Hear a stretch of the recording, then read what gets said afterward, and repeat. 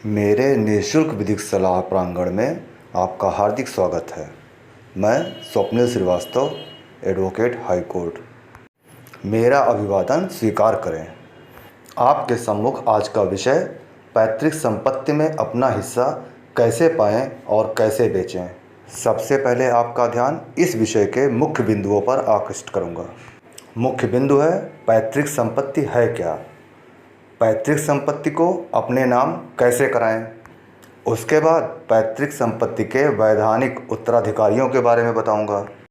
फिर बताऊंगा पैतृक संपत्ति में अपना हिस्सा कैसे पाएं और पैतृक संपत्ति के अपने हिस्से को कैसे बेचें। पूर्वजों से मिली हुई वह संपत्ति जिसका उत्तराधिकारियों के बीच में पिछले 4 पीढ़ियों से बंटवारा ना हुआ हो, पैतृक संपत्ति कहलाती है। अर्थात पिछली 4 पीढ़ियों से सभी वारिसों का नाम संयुक्त रूप से चलता चला आ रहा हो, यह है पैतृक संपत्ति की वैधानिक परिभाषा। बता दूं, हिंदू उत्तराधिकार अधिनियम का सन 2005 में संशोधन हुआ, जिसमें जन्म से ही बेटों और बेटियों को बराबर का हिस्सा पाने का अधिकार मिला। इस संशोधन के पहले पैतृक संपत्ति पर सिर्फ और सिर्फ बेटों का अधिकार हुआ करता था। आप यह भी जानें कि खुद की बनाई संपत्ति क्या होती है। खुद की बनाई संपत्ति वह संपत्ति होती है जिसे किसी व्यक्ति ने अपनी कमाई से बनवाया हो या उसे विल डीड या गिफ्ट डीड के माध्यम से मिला हो। यही नहीं, पैतृक संपत्ति में बंटवारे के बाद मिला हुआ हिस्सा भी खुद की बनाई संपत्ति घोषित हो जाती है। अर्थात उस हिस्से पर उस व्यक्ति का कानूनी अधिकार हो जाता है। हिंदू परिवार के मुखिया को पैतृक संपत्ति को मैनेज करने का वैधानिक अधिकार मिला है, लेकिन इसका यह मतलब कदापि नहीं है कि उस संपत्ति पर उसका एकाधिकार हो गया, क्योंकि पैतृक संपत्ति पर जन्म से ही सभी उत्तराधिकारियों का बराबर का अधिकार होता है। कुछ विषम परिस्थितियों में ही घर का मुखिया पैतृक संपत्ति को बेच सकता है, जैसे संपूर्ण परिवार की भलाई के लिए कोई धार्मिक अनुष्ठान करना हो, बेटे या बेटी की शादी करना हो और पर्याप्त धन ना हो, या फिर परिवार का कोई सदस्य गंभीर रूप से बीमार हो और उसका इलाज करवाना हो। वन इम्पॉर्टेंट थिंग, सभी उत्तराधिकारियों में कोई एक उत्तराधिकारी भी अगर चाहे तो वो अपने हिस्से की ज़मीन बेच सकता है। इसके लिए पहला प्रयास हो कि आपसी सहमति से अपना हिस्सा मिल जाए।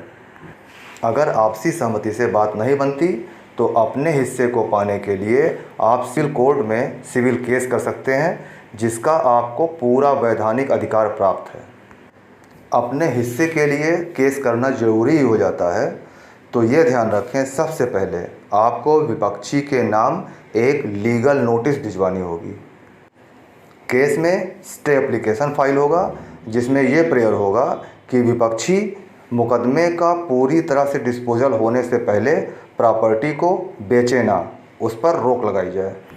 कभी कभी ऐसा भी होता है कि केस की पेंडेंसी के दौरान उस प्रॉपर्टी को किसी थर्ड पर्सन को विपक्षी बेच देता है।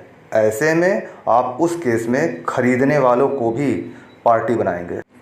उन्हें पार्टी बनाने के लिए आपको उस केस में इम्प्लीडमेंट एप्लीकेशन डालनी होगी और कोर्ट को बताना होगा कि during the pendency of case विपक्षी ने इन्हें वो ज़मीन बेच दी है जिसका केस चल रहा है। एक महत्वपूर्ण बात बताता हूँ, संपत्ति के रजिस्ट्रेशन मात्र से ही आपका संपत्ति पर पूरा अधिकार नहीं हो जाता।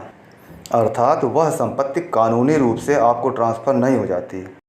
कानूनी रूप से उस संपत्ति के मालिक आप तब होते हैं जब आपके नाम दाखिल खारिज हो जाता है, अर्थात आपके नाम वो प्रॉपर्टी चढ़ जाती है। पैतृक संपत्ति को अपने नाम चढ़वाने के लिए आपको लीगल वारिस होने के एविडेंस देने होते हैं।